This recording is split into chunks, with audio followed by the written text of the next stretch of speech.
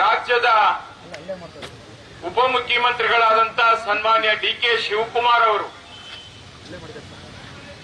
English ಮಾಧ್ಯಮಕ್ಕೆ ಎಲ್ಲೋ ಒಂದ್ ಕಡೆ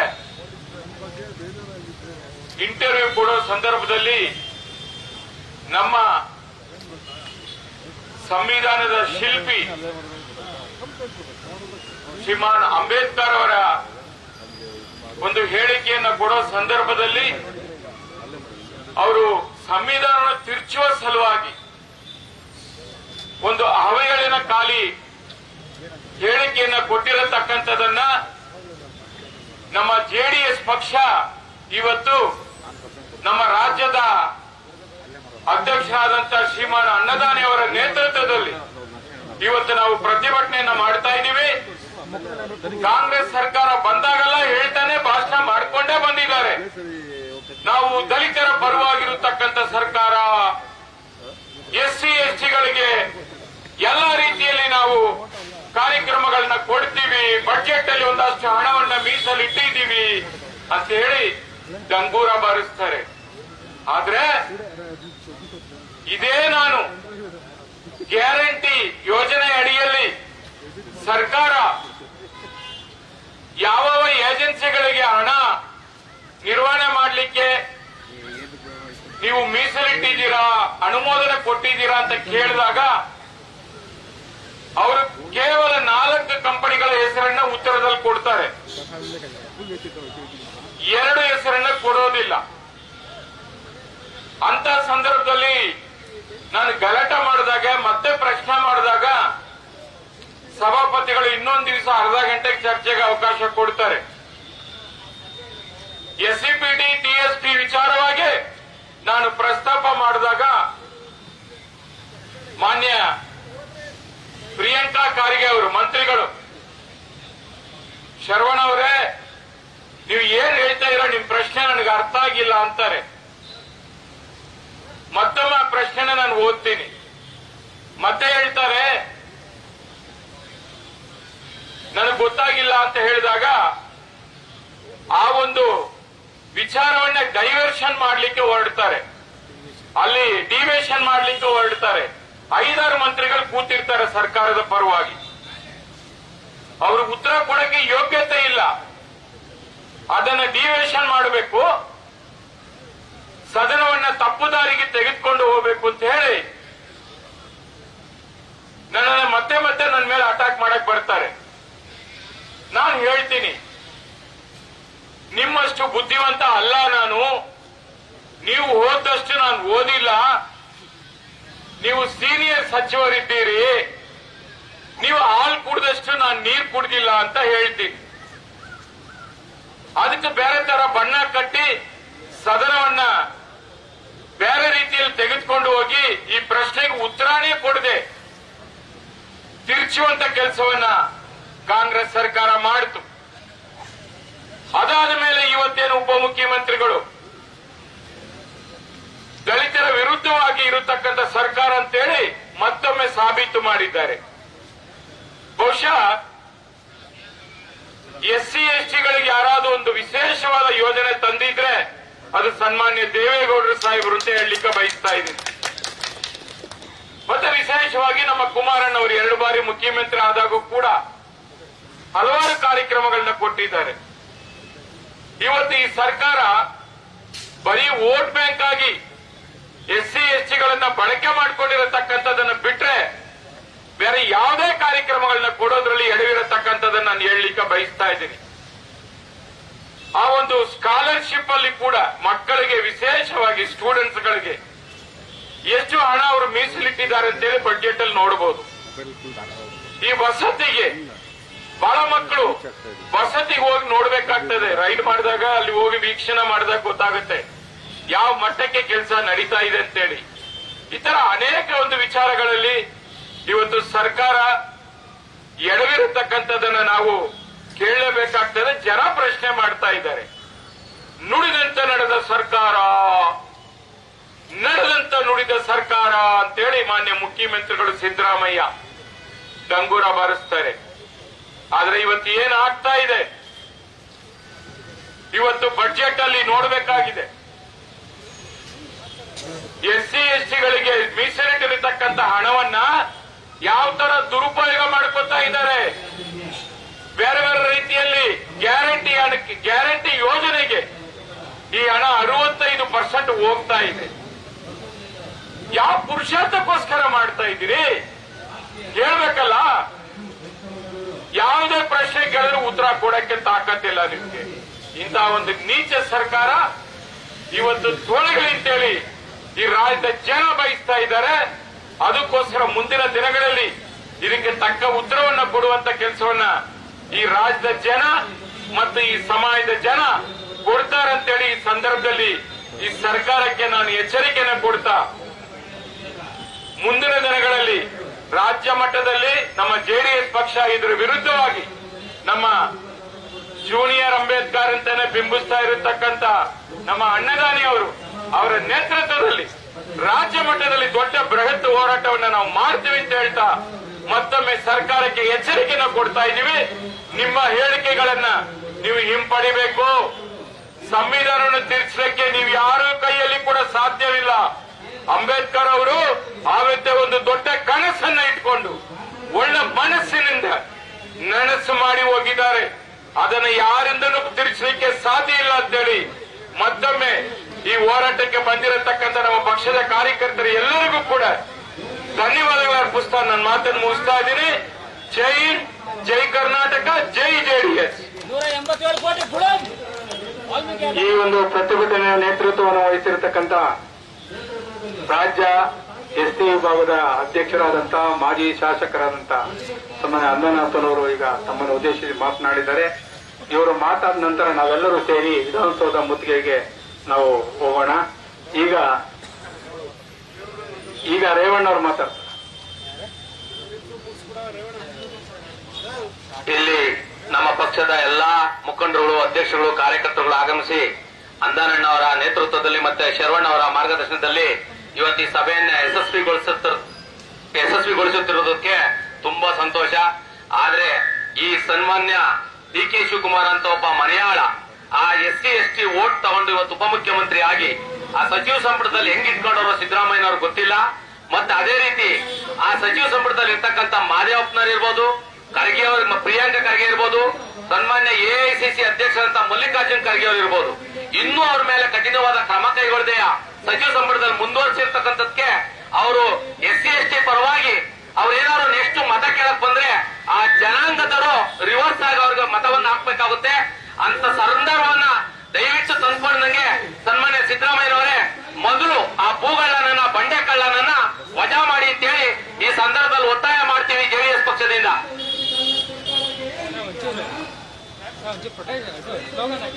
ಈಗ ನಾನು ಮೊದಲಿಗೆ ಈಗ ನಾನು ಹೇಳಿದಂಗೆ ಜೈಕಾರ ಹೋಗ್ಬೇಕು, ಆಮೇಲೆ ಧಿಕ್ಕಾರ ಹೋಗ್ಬೇಕು. ಜೆಡಿಎಸ್ ಪಕ್ಷಕ್ಕೆ, ಜೆಡಿಎಸ್ ಪಕ್ಷಕ್ಕೆ, ಜೆಡಿಎಸ್ ಪಕ್ಷಕ್ಕೆ. ಡಾಕ್ಟರ್ ಎಚ್.ಡಿ. ದೇವೇಗೌಡರವರಿಗೆ, ಡಾಕ್ಟರ್ ಎಚ್.ಡಿ. ದೇವೇಗೌಡರವರಿಗೆ, ಎಚ್.ಡಿ. ಕುಮಾರಸ್ವಾಮಿರವರಿಗೆ, ಎಚ್.ಡಿ. ಕುಮಾರಸ್ವಾಮಿರವರಿಗೆ, ಭ್ರಷ್ಟ ಕಾಂಗ್ರೆಸ್ ಸರ್ಕಾರಕ್ಕೆ, ಭ್ರಷ್ಟ ಕಾಂಗ್ರೆಸ್ ಸರ್ಕಾರಕ್ಕೆ, ಸಂವಿಧಾನ ವಿರೋಧಿ ಕಾಂಗ್ರೆಸ್ ಸರ್ಕಾರಕ್ಕೆ, ಸಂವಿಧಾನ ವಿರೋಧಿ ಕಾಂಗ್ರೆಸ್ ಸರ್ಕಾರಕ್ಕೆ, ಅಂಬೇಡ್ಕರ್ ಬರೆದಿರತಕ್ಕಂಥ ಸಂವಿಧಾನವನ್ನ ವಿರೋಧಿಸ್ತಾ ಇರತಕ್ಕಂಥ ಕಾಂಗ್ರೆಸ್ ಸರ್ಕಾರಕ್ಕೆ ಧಿಕ್ಕಾರ, ಧಿಕ್ಕಾರ. ಈಗ ತಮ್ಮನ್ನು ಉದ್ದೇಶಿಸಿ ಮಾತನಾಡಲಿದ್ದಾರೆ ನಮ್ಮ ರಾಜ್ಯದ SC ವಿಭಾಗದ ಅಧ್ಯಕ್ಷರು, ಮಾಜಿ ಶಾಸಕರಾದ ಶ್ರೀ ಅನಂತನಾಥನವರು. ಬಲೋ ಭಾರತ್ ಮಾತಾಕ್ಕೆ, ಎಚ್.ಡಿ. ದೇವೇಗೌಡಜಿ ಅವರಿಗೆ, ಕುಮಾರಣ್ಣವ್ರಿಗೆ, ನಿಖಿಲ್ ಕುಮಾರಸ್ವಾಮಿ ಅವರಿಗೆ, ಬಾಬಾ ಸಾಹೇಬ್ ಅಂಬೇಡ್ಕರ್ ಅವರಿಗೆ, ಬಾಬಾ ಸಾಹೇಬ್ ಅಂಬೇಡ್ಕರ್ ಅವರಿಗೆ, ಬಾಬಾ ಸಾಹೇಬ್ ಅಂಬೇಡ್ಕರ್ ಅವರಿಗೆ. ಬಂಧುಗಳೇ, ಇವತ್ತು ನಾವು ಸ್ವತಂತ್ರ ಉದ್ಯಾನವನದಲ್ಲಿ, ಫ್ರೀಡಂ ಪಾರ್ಕ್ನಲ್ಲಿ ಜೆಡಿಎಸ್ನ ಎಲ್ಲ ಕಾರ್ಯಕರ್ತರು, ಬಂಧುಗಳು ಸೇರಿ ಹೋರಾಟವನ್ನು ಮಾಡ್ತಾ ಇದ್ದೇವೆ. ನಮ್ಮ ವಿಧಾನ ಪರಿಷತ್ ಸದಸ್ಯರಾದಂತ ಶರವಣವರು ಸೇರಿದಂತೆ ರಾಜ್ಯದ ಪದಾಧಿಕಾರಿಗಳು, ಮಹಿಳಾ ಪದಾಧಿಕಾರಿಗಳು ಎಲ್ಲ ನಮ್ಮ ಜೆಡಿಎಸ್ ನ ಮುಖಂಡಗಳು, SC ST ವಿಭಾಗದ ಮುಖಂಡಗಳು, ಇವತ್ತು ನಗರದ ಜೆಡಿಎಸ್ ನ ಮುಖಂಡಗಳು ಇವತ್ತು ಎಲ್ಲರೂ ಕೂಡ ಭಾಗವಹಿಸಿದ್ದಾರೆ. ಇವತ್ತು ರಮೇಶ್ ಅವರು ಬರಬೇಕಾಗಿತ್ತು ಅಧ್ಯಕ್ಷರು, ಇವತ್ತು ತುರ್ತು ಕಾರ್ಯಕ್ರಮದಿಂದ ಡೆಲ್ಲಿಲಿದ್ದಾರೆ. ಅದು ಅವರು ಕೂಡ ಬರ್ಲಿಕ್ಕಾಗಲಿಲ್ಲ. ಆದ್ರೆ ಅವರ ಸಹಕಾರನು ಕೂಡ ಇವತ್ತು ತಗೊಂಡು ನಾವು ಈ ಫ್ರೀಡಂ ಪಾರ್ಕ್ ನಲ್ಲಿ ಹೋರಾಟವನ್ನು ಮಾಡ್ತಾ ಇದ್ದೇವೆ. ಈಗಾಗಲೇ ನಮ್ಮ ವಿಧಾನ ಪರಿಷತ್ ಸದಸ್ಯರಾದಂತ TS ಶರ್ಮಣ್ಣ ಅವರು ಸೇರಿದಂತೆ ಅನೇಕ ಮುಖಂಡರು, ಮಹಿಳಾ ಘಟಕದ ಅಧ್ಯಕ್ಷರಾದಂತ ಶೈಲಾ ಅವರು ಎಲ್ಲರೂ ಕೂಡ ಇವತ್ತು DK ಶಿವಕುಮಾರ್ ಅವರ ಹೇಳಿಕೆಯನ್ನ ಖಂಡಿಸಿ ಮಾತನಾಡಿದ್ದಾರೆ. ಇವತ್ತು ಇಡೀ ರಾಜ್ಯದಾದ್ಯಂತ ಎಲ್ಲಾ ಜಿಲ್ಲೆಗಳಲ್ಲಿ ಇವತ್ತು ನಮ್ಮ ಪರಿಶಿಷ್ಟ ಜಾತಿ ವಿಭಾಗದಿಂದ ಮತ್ತು ಜಾತ್ಯತೀತ ಜನತಾದಳದಿಂದ ಇಡೀ ರಾಜ್ಯದ ಎಲ್ಲಾ ಜಿಲ್ಲಾ ಕೇಂದ್ರಗಳಲ್ಲೂ ಹೋರಾಟವನ್ನು ನಡೀತಾ ಇದೆ. ನಾವು ಕರೆ ಕೊಟ್ಟಿದ್ದೇವೆ. ಎಲ್ಲಾ ಜಿಲ್ಲೆಯಲ್ಲೂ ಕೂಡ ಹೋರಾಟವನ್ನು ಮಾಡ್ತಾ ಇದ್ದಾರೆ. ಕಾರಣ ಇವತ್ತು ಈ ರಾಜ್ಯವನ್ನು ಆಳ್ತಾ ಇರ್ತಕ್ಕಂಥ ಉಪಮುಖ್ಯಮಂತ್ರಿ DK ಶಿವಕುಮಾರ್ ಅವರು. ನಾನು ಒಂದು ಮಾತು ಹೇಳಲಿಕ್ಕೆ ಬಯಸ್ತೇನೆ. ನೀವೇನಾದ್ರೂ ಈ ದೇಶದಲ್ಲಿ, ಈ ರಾಜ್ಯದಲ್ಲಿ ನೀವೇನಾದ್ರೂ ಉಪಮುಖ್ಯಮಂತ್ರಿಗಳಾಗಿರಿ ಅಂದ್ರೆ ಅದಕ್ಕೆ ಈ ದೇಶದ ಬಾಬಾ ಸಾಹೇಬ್ ಅಂಬೇಡ್ಕರ್ ಅವರ ಸಂವಿಧಾನನೇ ಮೂಲ ಕಾರಣ ಅಂತಕ್ಕಂಥದ್ದನ್ನ ಈ ಸಂದರ್ಭದಲ್ಲಿ ನಿಮಗೆ ಎಚ್ಚರಿಕೆ ಕೊಡ್ಲಿಕ್ಕೆ ಬಯಸ್ತೇನೆ. ನೀವು ಸಂವಿಧಾನದ ಬಗ್ಗೆ ಮಾತನಾಡುವಾಗ ಅಥವಾ ಬೇರೆಯವ್ರನ್ನ ಓಲೈಕೆ ಮಾತನಾಡುವಂತ ಸಂದರ್ಭದಲ್ಲಿ ಬಹಳ ಎಚ್ಚರಿಕೆಯಿಂದ ಮಾತನಾಡಬೇಕು. DK ಶಿವಕುಮಾರ್ ಅವರೇ, ಇವತ್ತು ನೀವು ಯಾರಿಗಾದ್ರೂ ಮೀಸಲಾತಿ ಕೊಡಿ, ನಮ್ಮ ಅಭ್ಯಂತರ ಇಲ್ಲ, ನಮಗೂ ಅದಕ್ಕೂ ಸಂಬಂಧ ಇಲ್ಲ. ಇವತ್ತು ನಿಮಗೆ ಏನಾದ್ರೂ ದಲಿತರನ್ನು ರಕ್ಷಣೆ ಮಾಡಬೇಕು ಅಂದ್ರೆ ದಲಿತರಿಗೆ ಇವತ್ತು ಮೀಸಲಾತಿ ರಕ್ಷಣೆ ಮಾಡಬೇಕು, ಬಾಬಾ ಸಾಹೇಬ್ ಅಂಬೇಡ್ಕರ್ ಕನಸನ್ನ ಕನಸು ಮಾಡಬೇಕು ಅಂತ ಹೇಳಿ ನಿಮ್ಗೇನಾದ್ರೂ ಮನಸ್ಸಿದ್ರೆ ದಯಮಾಡಿ ನೀವು ಸಂವಿಧಾನದ ಬಗ್ಗೆ ಈ ರೀತಿ ಮಾತನಾಡ್ತಕ್ಕಂಥದ್ದು ನೀವು ಬಿಡಬೇಕು. ನೀವು ನಾವೇ ಮಾತನಾಡಲಿಲ್ಲ ಅಂತ ಹೇಳ್ತಾ ಇದ್ದೀರಿ. ನಮ್ಮ ಶೈಲ ಅವರು ಹೇಳ್ತಾ ಇದ್ರು 3 ಬಾರಿ 4 ಬಾರಿ ಇಂಗ್ಲಿಷ್ ನಲ್ಲಿ ಹೇಳಿರೋಂತ ನಾವು ನೋಡಿದ್ದೇವೆ. ನಿಮ್ ಸ್ಟೇಟ್ಮೆಂಟ್ ನ ತಿರುಗಿಸಿ ಮುರುಗಿಸಿ ನೋಡಿದ್ದೇವೆ ನಾವು. ನೀವೇನ್ ಹೇಳಿದಿರಿ? 5% ಮೀಸಲಾತಿ, 4% ಮೀಸಲಾತಿಯನ್ನ ಒಂದು ಧರ್ಮಕ್ಕೆ ಕೊಡ್ತೀನಿ ಅಂತ ಹೇಳಿದಿರಿ. ಒಂದು ವೇಳೆ ಕಾನೂನು ಅದಕ್ಕೆ ಅಡ್ಡಿ ಬಂದ್ರೆ, ಸಂವಿಧಾನದಲ್ಲಿ ಅವಕಾಶ ಇಲ್ಲದೆ ಇದ್ರೆ ಸಂವಿಧಾನವನ್ನ ಬದಲಾವಣೆ ಮಾಡ್ತೀವಿ, ತಿದ್ದುತ್ತೀವಿ ಅಂತಕ್ಕಂಥ ಮಾತನ್ನ ನೀವು ಇಂಗ್ಲಿಷ್ ನ ಇಂಟರ್ವ್ಯೂನಲ್ಲಿ, ಟಿವಿ ಇಂಟರ್ವ್ಯೂನಲ್ಲಿ ಹೇಳಿಲ್ವಾ? ಹೇಳಿದಿರಿ. ಸುಮ್ಮನೆ ಯಾಕೆ ನಿಮ್ಮ ಹೇಳಿಕೆಯನ್ನ ಹೇಳಿಲ್ಲ ಅಂತ ಹೇಳ್ತೀರಿ? ಈ ಹೇಳಿಕೆಯನ್ನ ನಾವು, ಈ ದಲಿತ ಸಮಾಜ ಮತ್ತು ಈ ರಾಜ್ಯದ ಜನ ಇವತ್ತು ಈ ಹೇಳಿಕೆಯನ್ನ DK ಶಿವಕುಮಾರ್ ಸಾಹೇಬ್ರೆ ಇವತ್ತು ಖಂಡಿಸ್ತಾ ಇದೀವಿ ಅಂತಕ್ಕಂಥದ್ದನ್ನ ಈ ಸಂದರ್ಭದಲ್ಲಿ ಹೇಳಿಕೆ ಬಯಸ್ತೇನೆ. ನಿಮ್ದೆಲ್ಲ ತಪ್ಪು. ಶ್ರೀಮತಿ ಇಂದಿರಾ ಗಾಂಧಿ, ನೆಹರು ಅವರು ಅಂಬೇಡ್ಕರ್ಗೆ ಗೌರವ ಕೊಡಲಿಲ್ಲ. ಅವ್ರು ಬದುಕಿದ್ದಾಗ ಚುನಾವಣೆಯಲ್ಲಿ ಗೆದ್ದು ಪಾರ್ಲಿಮೆಂಟ್ ಬರಲಿಕ್ಕೆ ಬಿಡಲಿಲ್ಲ. ಅವರು ಬರೆದಿರ್ತಕ್ಕಂಥ ಸಂವಿಧಾನವನ್ನ ಆರ್ಟಿಕಲ್ 98 ಆರ್ಟಿಕಲ್ ಅನ್ನ ತಿದ್ದಿರ್ತಕ್ಕಂಥವ್ರು ನೀವೇ ನೀಚ ಕಾಂಗ್ರೆಸ್ನವರು ಅಂತಕ್ಕಂಥದ್ದನ್ನ ಈ ಸಂದರ್ಭದಲ್ಲಿ ನಿಮ್ಗೆ ನೆನೆಸ್ಕೊಡ್ಲಿಕ್ಕೆ ಬಯಸ್ತೇನೆ. ನನ್ನ ಈ ರಾಜ್ಯದ ದಲಿತ ಬಂಧುಗಳು ಅರ್ಥ ಮಾಡ್ಕೋಬೇಕು. ಈ ದೇಶದಲ್ಲಿ ಯಾರಾದ್ರೂ ಬಾಬಾ ಸಾಹೇಬ್ ಅಂಬೇಡ್ಕರ್ ಅವರ ಸಂವಿಧಾನವನ್ನ, ರಾಜ್ಯಾಂಗವನ್ನ ತಿರುಚಿದ್ದಾರೆ, ತಿದ್ದಿದ್ದಾರೆ, ಅಪಮಾನಗೊಳಿಸಿದ್ದಾರೆ ಅಂದ್ರೆ ಇದಕ್ಕೆ ಕಾಂಗ್ರೆಸ್ನವರು ಅಂತಕ್ಕಂಥದ್ದನ್ನ ಈ ಸಂದರ್ಭದಲ್ಲಿ ಘಂಟಾಘೋಷವಾಗಿ ಹೇಳಲಿಕ್ಕೆ ಬಯಸ್ತಾ ಇದ್ದೇನೆ. ಇವತ್ತು ಇಂದಿರಾ ಗಾಂಧಿ ಅವರು ಎಮರ್ಜೆನ್ಸಿ ಡಿಕ್ಲೇರ್ ಮಾಡಿದ ತುರ್ತು ಪರಿಸ್ಥಿತಿಯನ್ನ 1975ರಲ್ಲಿ ಏನ್ ಮಾಡ್ರಿ? ನಮ್ಮ ದೇವೇಗೌಡ ಸಾಹೇಬ್ರಂತ ನಾಯಕರನ್ನ ಇವತ್ತು ಜೈಲ್ಗೆ ಹಾಕಿದ್ರಿ, ಅಡ್ವಾಣಿ ಅವ್ರ ಜೈಲ್ಗೆ ಹಾಕಿದ್ರಿ, ಮೌಲನರ ಅವ್ರ ಜೋಶಿನ್ ಜೈಲ್ಗೆ ಹಾಕಿದ್ರಿ. ಇವತ್ತು ಬಹಳಷ್ಟು ಜನ ಮಹಾನ್ ನಾಯಕರನ್ನ, ಜಯಪ್ರಕಾಶ್ ನಾರಾಯಣ ಅಂತ ಮಹಾನ್ ನಾಯಕರನ್ನ ಇವತ್ತು ನೀವು ತುರ್ತು ಪರಿಸ್ಥಿತಿ ತಂದು ನಮ್ಮ ಬಾಬಾ ಸಾಹೇಬ್ ಅಂಬೇಡ್ಕರ್ ಸಂವಿಧಾನವನ್ನ ಸಸ್ಪೆಂಡ್ ಮಾಡಿ, ಇಂದಿರಾ ಗಾಂಧಿ ಮಾಡಿರ್ತಕ್ಕಂಥ ನೆನ್ಸ್ಕೋಬೇಕು ನೀವು ಕಾಂಗ್ರೆಸ್ನವರು. ಬಾಬಾ ಸಾಹೇಬ್ ಅಂಬೇಡ್ಕರ್ ಬರೆದಿರ್ತಕ್ಕಂಥ ಸಂವಿಧಾನ ಸಸ್ಪೆಂಡ್ ಮಾಡಿ ತುರ್ತು ಪರಿಸ್ಥಿತಿಯನ್ನು ಜಾರಿಗೆ ತಂದು 6 ವರ್ಷಗಳ ಕಾಲ ಪ್ರಧಾನಮಂತ್ರಿ ಆಗ್ಲಿಕ್ಕೆ ನೀವು ಮಾಡಿದ್ರಲ್ಲ ಇಂದಿರಾ ಗಾಂಧಿ ಅವರೇ, ಇದನ್ನ ನೆನ್ಸ್ಕೊಡ್ಲಿಕ್ಕೆ ಬಯಸ್ತಾ ಇದ್ದಾರೆ. ನಿಮ್ಗೆ ಇತಿಹಾಸ ಯಾವತ್ತೂ ಕೂಡ ಮರೆ ಮಾಡಲಿಕ್ಕೆ ಸಾಧ್ಯ ಆಗೋದಿಲ್ಲ. ಇಡೀ ರಾಜ್ಯದ ನನ್ನ ದಲಿತ ಬಂಧುಗಳು ಇವತ್ತು ನಿಮ್ಗೆ ಶಾಪ ಆಗ್ತಾ ಇದ್ದಾರೆ. 42,000 ಕೋಟಿ SCP TSPಗೆ ಮೀಸಲಾಗಿದ್ದಂತ ಹಣವನ್ನ ಬೇರೆ ಬೇರೆ ಇಲಾಖೆಗೆ ವರ್ಗಾವಣೆ ಮಾಡಿಕೊಂಡು ದಲಿತರು ಪ್ರಶ್ನೆ ಮಾಡಿದ್ರೆ ಬಸ್ಸಲ್ಲಿ ದಲಿತರು ಓಡಾಡಲ್ವಾ? ಹೆಣ್ಮಕ್ಳು ಓಡಾಡಲ್ವಾ? ರಸ್ತೆನಲ್ಲಿ ಓಡಾಡಲ್ವಾ? ಬಸ್ಸಲ್ಲಿ ಓಡಾಡಲ್ವಾ? ಇವತ್ತೆಲ್ಲರೂ ಕೂಡ ಶ್ರೀ ಯಾವ್ದಪ್ಪ ಅದು ಗೃಹಲಕ್ಷ್ಮಿ ತಗೋತಾ ಇಲ್ವಾ? ಅದ್ರಲ್ಲಿ ದಲಿತರು ಇಲ್ವಾ ಅಂತ ಮಾತನ್ನ, ಈ ಬಂಡ ಮಾತನ್ನ ಆಡ್ತಾ ಇದ್ದೀರಲ್ಲ. ಅವತ್ತು ಹೇಳಿದ್ರು ನೀವು ಗ್ಯಾರಂಟಿ ಕೊಡುವಾಗ ಇದರಲ್ಲಿ SPTS ತಗೊಂಡು ನಾವು ಗ್ಯಾರಂಟಿ ಕೊಡ್ತೀವಿ ಅಂತ ಹೇಳಿದ್ರು. ನೀವು ಮಾನ ಮರ್ಯಾದೆ ಇಟ್ಕೊಂಡು ಮಾತಾಡೋದು ಕಲೀರಿ. ಮೊದಲು ದಲಿತರ ಹೆಸರು ಹೇಳಿ ಅಧಿಕಾರಕ್ಕೆ ಬಂದಂತ ಈ ನಿಮ್ಮ ಭ್ರಷ್ಟ ಕಾಂಗ್ರೆಸ್ ಇವತ್ತು ಬಾಬಾ ಸಾಹೇಬ್ ಅಂಬೇಡ್ಕರ್ ಇಂದ ಹಿಡಿದು ಇಲ್ಲಿವರೆಗೂ ಕೂಡ ದಲಿತರಿಗೆ ಮೋಸ ಮಾಡ್ತಕ್ಕಂಥ ಕೆಲಸವನ್ನ ಮಾಡ್ತಾ ಇದ್ದೀರಿ.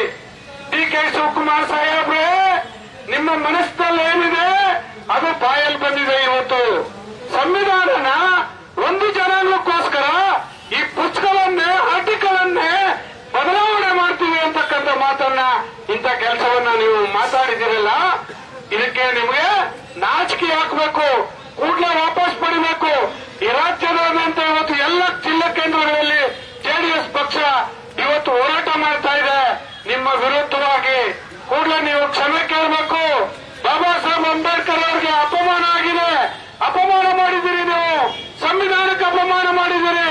ಸಂವಿಧಾನವನ್ನ ತಿದ್ದಲಿಕ್ಕೆ ನಿಮಗೆ ಯಾವುದೇ ಅಧಿಕಾರ ಇಲ್ಲ. DK ಶಿವಕುಮಾರ್ ಅವರೇ, ನಿಮ್ ಕೈಲಿ ಆಗ್ತಾ ಇರೋ ಕೆಲಸ ಇದು. ಇವತ್ತು ನಿಮ್ಗೆ ಹೇಳ್ತಾ ಇದ್ದೇವೆ, ಇವತ್ತು ಏನು 42,000 ಕೋಟಿ SCPTSP, ವಾಲ್ಮೀಕಿ ನಿಗಮ, ಭೂಮಿ ನಿಗಮ, ಅಂಬೇಡ್ಕರ್ ನಿಗಮ, ಇವತ್ತು ಎಲ್ಲಾ ನಿಗಮಗಳ, ಬಾಬು ಜಗಜೀವನ್ ಅವರ ನಿಗಮ, ಎಲ್ಲಾ ನಿಗಮದಲ್ಲೂ ಹಣವನ್ನು ನುಂಗಿರ್ತಕ್ಕಂಥ, ದಲಿತರ ಹಣವನ್ನ ನುಂಗಿರ್ತಕ್ಕಂಥ, ಭ್ರಷ್ಟಾಚಾರ ಮಾಡಿರ್ತಕ್ಕಂಥ ಈ ಭ್ರಷ್ಟ ಕಾಂಗ್ರೆಸ್ ಸರ್ಕಾರವನ್ನ ನಾವು ಇವತ್ತು ರಾಜೀನಾಮೆ ಕೊಡಬೇಕು ಅಂತ ಏನು ಒತ್ತಾಯ ಮಾಡ್ತಾ ಇದ್ದೇವೆ. DK ಶಿವಕುಮಾರ್ ತತ್ಕ್ಷಣದಲ್ಲೇ ಅಂಬೇಡ್ಕರ್ ಸಾಹೇಬರಿಗೆ ಅವಮಾನ ಮಾಡಿದಿರಿ, ಇವತ್ತು ಸಂವಿಧಾನಕ್ಕೆ ಅವಮಾನ ಮಾಡಿದಿರಿ. ಕೂಡಲೇ ನೀವು ರಾಜೀನಾಮೆ ಕೊಡಬೇಕು. ಈ ಸಮಾಜದ ಇವತ್ತು ಎಲ್ಲ ಜನರ, ರಾಜ್ಯದ, ದೇಶದ ಜನರ ದಲಿತರ ಭಾವನೆಗಳನ್ನು ಅರ್ಥ ಮಾಡಿಕೊಂಡು ನೀವು ಕ್ಷಮೆ ಕೇಳಬೇಕು ಅಂತಕ್ಕಂಥ ಈ ಸಂದರ್ಭದಲ್ಲಿ ಒತ್ತಾಯ ಮಾಡ್ತಾ, ಇವತ್ತೇನು ನಮ್ಮ ನಾಯಕರು ಕುಮಾರಸ್ವಾಮಿ ಅವರು ಮುಖ್ಯಮಂತ್ರಿಯಾಗಿ ದಲಿತರ ಮನೆಯಲ್ಲಿ ವಾಸ್ತವ್ಯ ಮಾಡಿ ದಲಿತರಿಗೆ ಆತ್ಮಸ್ಥೈರ್ಯ ತುಂಬತಕ್ಕಂಥ ಕೆಲಸವನ್ನು ಮಾಡಿರುವ ಈ ದೇಶದಲ್ಲಿ, ರಾಜ್ಯದಲ್ಲಿ ಇವತ್ತು ನಿಮ್ ಕೈಲಿ ಮಾಡ್ಲಿಕ್ಕೆ ಆಗ್ಲಿಲ್ಲ ಕಾಂಗ್ರೆಸ್ನವ್ರ ಕೈಲಿ. ಅದನ್ನ ನಾನು ಹೇಳ್ತಾ ಇದ್ದೇನೆ, ಇವತ್ತು NDA ಪಕ್ಷ ಈ ರಾಜ್ಯದಲ್ಲಿ ನಿಮ್ಮ ವಿರುದ್ಧವಾಗಿ ಹೋರಾಟ ಮಾಡ್ತೇವೆ. ಇವತ್ತು NDA ಪಕ್ಷವನ್ನು ಮುಂದಿನ ದಿನಗಳಲ್ಲಿ ಅಧಿಕಾರಕ್ಕೆ ತರಲಿಕ್ಕೆ ನನ್ನ ದಲಿತ ಸಮಾಜ ಇವತ್ತು ನಿಂತಿದೆ, ರೆಡಿಯಾಗಿ ನಿಂತಿದೆ. ರಾಜ್ಯದಲ್ಲಿ ಮತ ಕೊಡ್ಲಿಕ್ಕೆ ರೆಡಿಯಾಗಿ ನಿಂತಿದೆ. ಇವತ್ತು ನಾವು ಎಚ್ಚರಿಸ್ತಾ ಇದ್ದೀವಿ, ಈ ದಲಿತರ ವಿಚಾರವಾಗಿ ನೀವು ಏನು ಹೇಳಿಕೆ ನೀಡಿದಿರಿ ಅದನ್ನ ನಾವು ಖಂಡಿಸ್ತಾ ಇದ್ದೀವಿ ಅಂತಕ್ಕಂಥ ಮಾತನ್ನ ಈ ಸಂದರ್ಭದಲ್ಲಿ ಹೇಳ್ತಾ, DK ಶಿವಕುಮಾರ್ ಅವರ ಸಂವಿಧಾನ ವಿರುದ್ಧ ಹೇಳಿದಿಕ್ಕಾರ. DK ಶಿವಕುಮಾರ್ ಸಂವಿಧಾನ ಹೇಳಿಕೆ. ಹೆಚ್ಚಿನ ವಿಡಿಯೋಗಳಿಗೆ ಪ್ರತಿಧ್ವನಿ ಯೂಟ್ಯೂಬ್ ಚಾನೆಲ್ ಸಬ್ಸ್ಕ್ರೈಬ್ ಮಾಡಿ, ಬೆಲ್ ಐಕಾನ್ ಕ್ಲಿಕ್ ಮಾಡಿ.